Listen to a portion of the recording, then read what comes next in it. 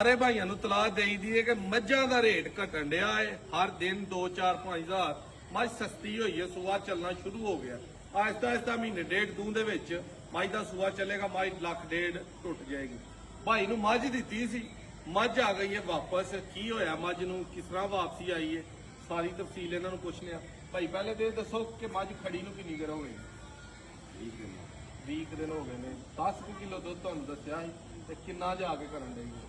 5.5 6 kilo 6 kilo ਦੁੱਧ ਨਹੀਂ, ਤੇਲ ਹੀ ਨਹੀਂ ਕੀਤਾ ਰੱਖਣ ਤੇ ਕਿਸ ਤਰ੍ਹਾਂ ਫਿਰ ਵਾਪਸ ਹੋਈਏ? ਕੋਈ ਪਰੇਸ਼ਾਨੀ, ਕੋਈ ਮਸਲਾ, ਕੋਈ ਆਇਆ, ਕੋਈ ਕਿਸੇ ਤਰ੍ਹਾਂ ਦਾ नहीं आकर हम दसिया कि जी वैसे मत वापस करनी है, वापस तो मुराद का चेंज करनी है। कर लिया देख लो खुद ही पसंद आ गई मत जी चुवाई कर लिया।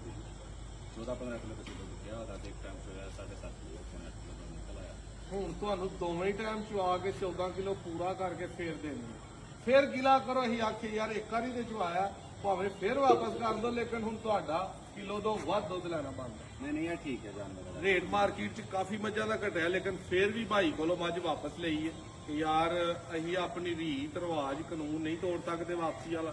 ਬੇਸ਼ੱਕ ਮਾਰਕੀਟ ਡਾਊਨ ਹੋਈਏ, ਲੇਕਿਨ ਜਿਹੜੀ ਜਾ ਕੇ ਖੋਟੀ ਨਿਕਲ ਆਈ ਹੈ ਉਹ ਖੋਟੀ ਹੈ। ਤੇ ਐਡਾ ਵੱਡਾ ਭਾਈਆ ਜਿਹੜਾ ਉਹ ਕਲਪਣ ਡਿਆ ਹੈ। ਨਾਲ ਇੱਕ ਹੋਰ ਉਹਨਾਂ ਬੜੇ ਮਜ਼ੇ ਦੀ ਗੱਲ ਸੁਣਾਈ ਹੈ ਕਿ ਯਾਰ ਦੋਸਤ ਬੜੇ ਹੁੰਦੇ ਨੇ, ਲੇਕਿਨ ਕਿਸੇ ਕੋਲੋਂ ਚੀਜ਼ ਲੈ ਕੇ ਯਾਰ ਦੋਸਤ ਕੋ ਜਾਂ ਸੱਜਣ ਸਾਥੀ ਕੋ ਵਾਪਸ ਕਰੀਏ ਨਾ, ਉਹ ਗੋਚਿੰਗੇ ਲਾਉਂਦੇ ਨੇ ਕਿ ਯਾਰ ਤੂੰ ਚੰਗਾ ਬੰਦਾ ਹੈ, ਤੂੰ ਕਿਹੜਾ ਲੁੱਚ ਸਾਨੂੰ ਪਾ ਲਿਆ, ਕਦੇ ਲੈ ਆਉਣਾ, ਕਦੇ ਘਟ ਗਿਆ, ਕਦੇ ਵੱਧ ਗਿਆ, ਕਦੇ ਕੀ ਪਾਈਏ।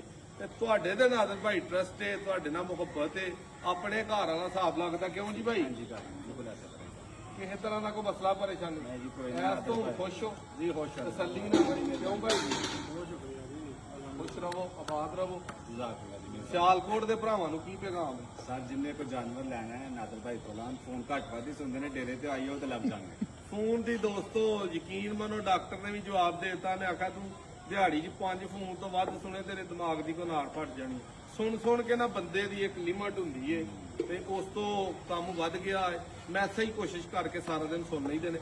ਫੋਨ ਵਾਸਤੇ ਬੰਦੇ ਰੱਖੇ ਨੇ। ਕੋਸ਼ਿਸ਼ ਕਰਿਆ ਕਰੋ ਡੇਰੇ ਤੇ ਆਈਓ। ਤਹਿਸੀਲ ਦਸਕਾ, ਜ਼ਿਲ੍ਹਾ ਸਿਆਲਕੋਟ, ਪੀਰੋ ਜਗ ਪਿੰਡ ਰਸਤਾ ਭਾਈ ਕੋ ਮੁਸ਼ਕਲ ਹੈ ਬਿਲਕੁਲ ਹੀ। ਉਹ ਗੱਡੀ ਤੇ ਹੁਣ ਉਹ ਆਏ ਨੇ ਤੇ ਈਜ਼ੀਲੀ ਜਿਹੜਾ ਨਾ ਉਹ ਬਿਲਕੁਲ ਕਿੰਨੀ ਦੇਰ ਦਾ ਰਸਤਾ ਸਿਆਲਕੋਟ ਇੱਥੋਂ ਦਾ? 25 ਮਿੰਟ। ਅੱਛਾ ਜੀ, ਚਲੋ ਜੀ ਦੋਸਤੋ, ਵੀਡੀਓ ਅੱਛੀ ਲੱਗੇ ਸ਼ੇਅਰ ਕਰੋ।